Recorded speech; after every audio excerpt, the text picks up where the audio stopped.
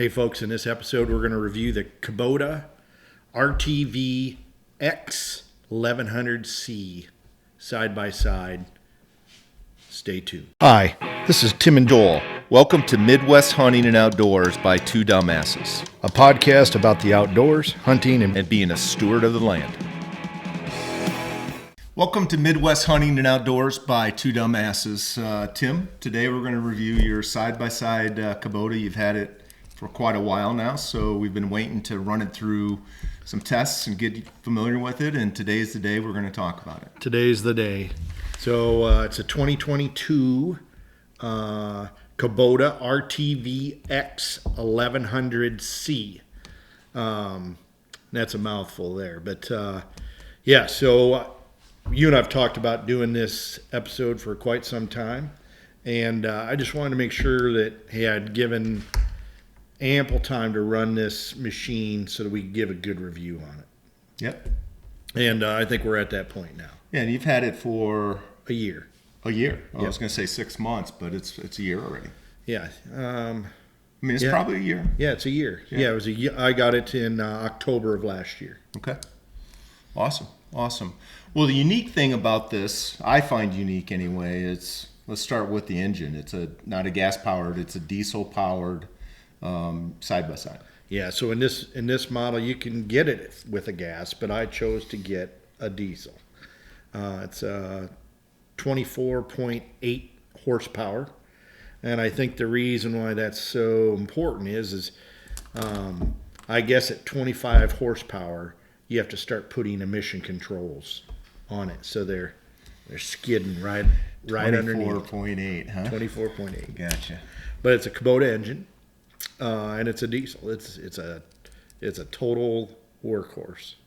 Okay. Well, let's just kind of walk through some of the specs and features and functions it has, and I'm sure folks are going to want to know ballpark price on this bad boy too. So. Okay. So I just looked on it before our episode. The brand new 2023 1100Cs today are running around $25,300. And now that's bare bones, just as it comes, and without any other extra accessories. As I mentioned, this sucker is designed to be a workhorse. It's competing with the John Deere Gator, would be my guess. So the reason I bought it is I have a fairly lengthy driveway, and I need something that I can plow my driveway. It's 550 feet long, and it can drift, and I was looking at what I could do. I looked at anywhere from contracting it out, which can be pretty expensive. I looked and also you're at their beck and call on when they're going to come. That's probably the biggest issue.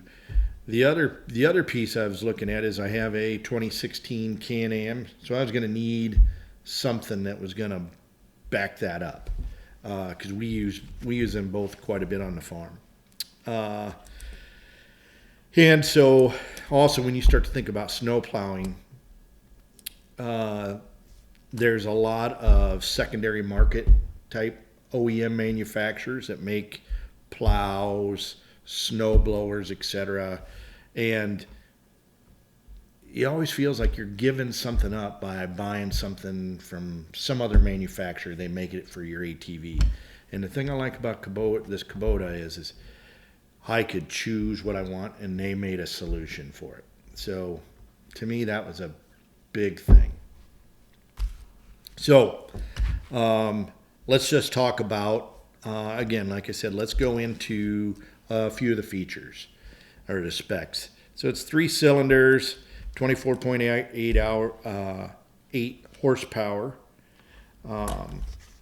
It has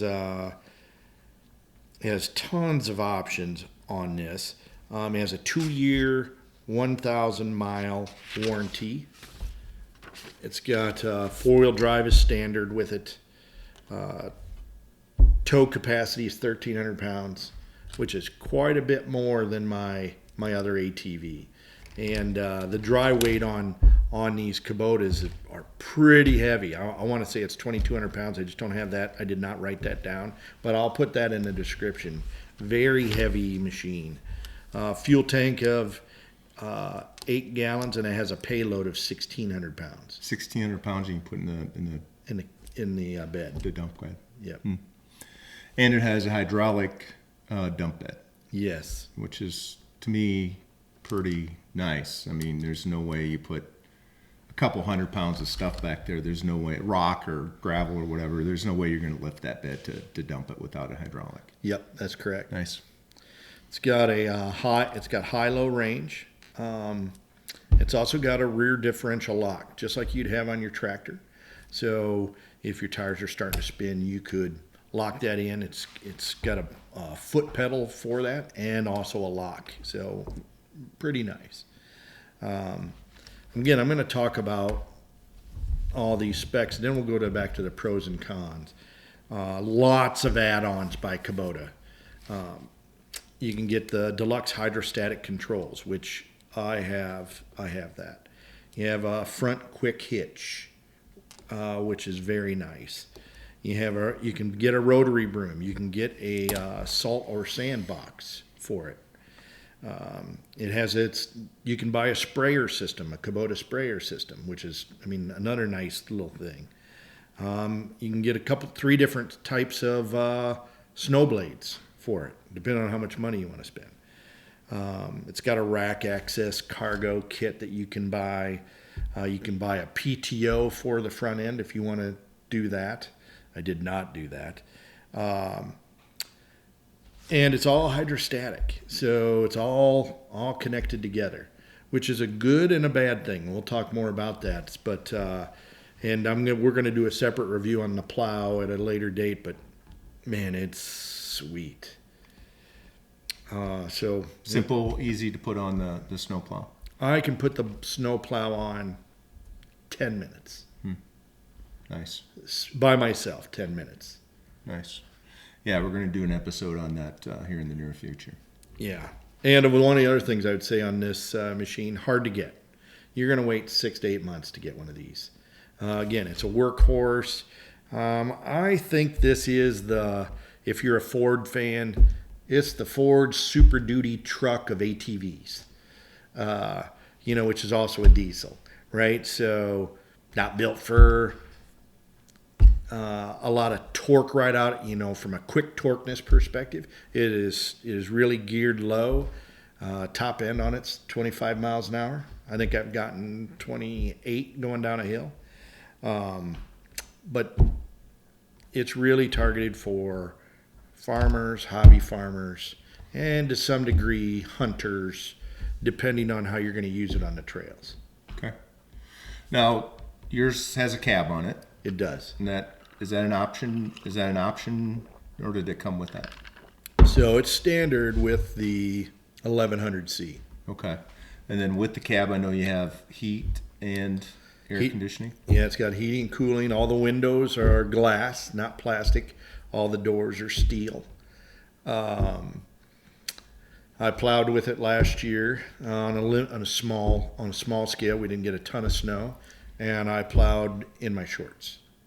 Oh, it's warm. Toasty Warm. in there. Super nice. Got wipers on it. Very nice. Nice. Yeah. Okay. Well, you've used it now for about a year, so maybe let's kind of talk about some of the pros and cons. Yeah, and I think it's a great place to go. One more thing on the hydrostat before I go is it's geared really low. You don't really even need to use your brakes very much. It's so geared low that, hey, if you take your foot off the throttle, that hydrostat's going to slow you down right away. So depending on how you feel about that, it's kind of a nice thing. It takes a little bit to get used to, though. Yeah. Okay. Going into the pros, factory cab. It's got a factory cab, diesel. It's got a ton of power to it. Street legal. It comes street legal. I noticed it had turning signals, a horn, obviously lights on it, everything you need to be on the street and be safe. Yeah, when I picked it up, they said it's street legal. So Nice. that's a nice little thing. AC and the heat, it comes standard, so another nice thing. It's relatively quiet. I mean, when you're running it at full throttle versus idle, it's pretty much the same sound. So pretty nice. It's got you can get a variety of option of tires. I suggest the ATV tires. Most of the tires that it comes with, to me, it looks like a turf tire. And I'm going to get back to why I would tell you the ATV tire if you're using it for trails, etc. We'll talk more on that in a second. It's got a damage cage, which is an accessory that I bought to protect the rear vent window. Smart. In fact, it's already protected my window once, so it's got a little ding on it. You might catch that in my in the video, but that's what it's designed to do. So I'm happy with that. Again, we're going to come back to this pros and cons. The low gear, it's a positive and a negative. The positive is a ton of power. It's got a lot of hydrostatic add-ons that I talked about. It's got a tilt wheel. The tailgate and the what do you want to call it? The box? The box is fully factory coated with like a gator coat, which is super nice. Protects you from rusting, protects you from all the scratches. Super happy about that. The power tailgate that we just mentioned. It's got a beefy front grille to protect your front end. I really like that. It's got a 2-inch receiver both on the front and the back. Oh, that's nice. Yeah, so, and that's how I use it that's how I load on the front my blade. Again, we'll talk more about that later. And all the windows are glass. So you don't have to worry about plexi and getting scratched, etc. Oh, nice. So that's the pros. But it does have some distinct cons. So remember, I was telling you, hey, who is this designed for? It's for the hobby farmer, the farmer, and to some degree, a hunter. But it depends. The machine struggles when you're going to be going up a hill. Now, if you're going up a substantial hill with your AC or your heat on, I have a couple hills on our property, I can kill it. And it's trying, that hydrostat is powering the condenser for the air conditioning. It's struggling to try to come up. I can kill it. Now, I've talked to the Kubota dealer. We can gear it a little higher to try to compensate that, but then you start to lose some of the power. So I've chosen not to do that. I shut off the AC and I make it up the hill. But Yeah. I would say flat land, this thing is awesome. But if you have a lot of hills, you'd want to test drive it on your property before I'd pull the trigger. Okay. And depending on what you're going to use it for. So some of the cons, and again, this is a pro and a con, but the top end's 25 miles an hour. Now, I would tell you, and by the way, you're not gonna, with this diesel and hydrostat, you're not gonna get up to 25 like that. It's a long ramp up. I would say for the most part on this ATV, or any ATV on our property, most of the time, 90% of the time, I'm going 10 miles an hour. If you're going 25 miles an hour on a farm, boy, I just think you're asking for trouble. Yeah. Yeah. It's got to be selective, right? Yeah. Yeah. But probably good to note if someone was going to buy one of these just for in-town driving or whatever. Not that 25 is bad, but there's probably times where you'd want to go faster than that. Yep. It'd be nice if you had the ability to do a, 35, 40 miles an hour. Sure. Now, I would say on this right hand, and I'll point this out a little later, it's got a little power button. So if you need that little burst of energy, you can pull this little button up and it'll give you a little quick burst. But obviously you're not going to want to hang on to that the whole time. So Right. The rear view mirror, where the rear view mirror's at is a blind spot. So as it comes back in factory, if you do choose to buy one of these, one of the things I would do is tell them you want that rear view mirror all the way up at the very highest on that bracket. You probably didn't notice it a little bit when you're driving, but you'd notice it over time. Okay. So 2 other cons that I had with this, Joel, is the storage internally in the ATV. There's not a lot there. Also, you and I aren't small people. I mean, we're not super large, but we're not small people. The cab's a little tight. From your seat to the steering wheel to the front, it's tight, and there's not a lot of flexibility there. If I was going to give them some feedback, that's something I would say, hey, we need another 6 inches, 4 to 6 inches. Do you agree? Yeah, I agree. I mean, riding in your other one, I think that's kind of the nature of a cab in general is, there's just no give, even for your arm. It's a big difference just to put your arm out the window, right? You're not going to be able to do that on here unless you have the window down. But that cab really hinders you in there, and it is tight. Yeah. I agree. The question to be asked is, again, would you recommend it, and would you buy another one? So again, go back to why did I buy it? Is it going to do what I need it to do? The answer is yes. And I don't think I'll struggle at all plowing snow. I guess the answer is I don't know. I don't know if I would buy it again. If I got a lot of snow, if we got a lot more snow than we do today, I would say emphatically yes, I would do it. But the fact that I haven't been having to plow a lot of snow, I now look at it on, hey, what else do I use it for? And those other things are little, they have some shortcomings. The hills is probably the biggest thing for me. Also the fact that sometimes I use the Can-Am if I'm going over a creek crossing, and if it's really thick, I worry about taking the ATV over, both from a weight and the fact that, hey, do I have enough speed torque to get me through it before I sink? Yeah. And whereas the Can-Am, I can fly through it and I won't have a problem. Yeah. Yeah, you're fortunate enough to have something to compare it to, right? Your Can-Am, which is 1,000. It's 1,000 cc. Yeah. So, if you had this by yourself, then you probably wouldn't really notice some of the downsides because you don't have anything to compare it to. But you're blessed in that way. So Yeah. That's good. That's good. Anything else to add? Nope. I think that's it.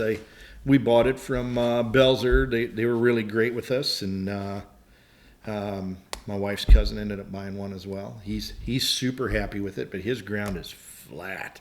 Flat, and he really is using it like another tractor, right? He is. He really. That's just his homestead set up to do that. So he's super happy with it. Yeah. Yeah. Good. Oh, the radio. We didn't talk to radio. Probably the most important thing in any UTV. So I bought it with the radio. And I would tell you, I would probably install one myself. Not super happy with the quality of the radio. Okay. All good things to know. Mm-hmm. So, well, before we bid close out this episode, first of all, folks, let's thank you for watching not only this episode but subscribing to our channel. If you're not a subscriber, please subscribe. You get notified when new episodes come out, and we got a lot of episodes out there, so there's a lot of things to get caught up on, and then we'll go from there. But look forward to seeing you as a subscriber. All exciting stuff, Timbo. Yeah. I guess until next time. Be safe, have fun, and get outdoors. Desperado, sitting in a old Monte Carlo, a man whose heart is hollow.